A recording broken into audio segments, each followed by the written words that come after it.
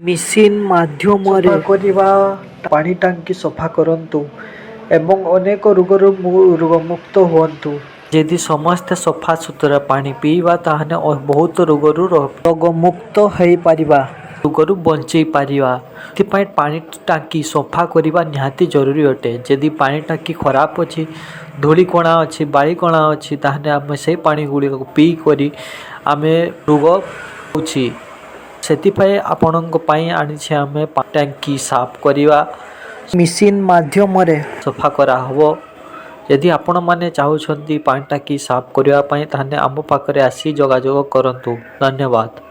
शुद्ध पानी पीवा निहाती जरूरी अटे। यदि आम शरीर को सुस्थ रखिबा पाई चाहुछे ताहने शुद्ध पानी पीवा जरूरी अटे। टांकी रे बहुत गुड़िए बाली गुड़ी माटी भी मध्य पशि जाई थाए एवं पानी गुड़ारे मिसिकरी आवर्जना पानी सृष्टि होई थाए। सेथिपाई आमे आनिछु आपणक पाई पानी टांकी सफा करिवा पाई आसीछु। आमे आपण यदि चाहुछंती पानी टांकी सफा करिवा पाई ताहने आमको पाखरु जोगाजोग करंतु। धन्यवाद।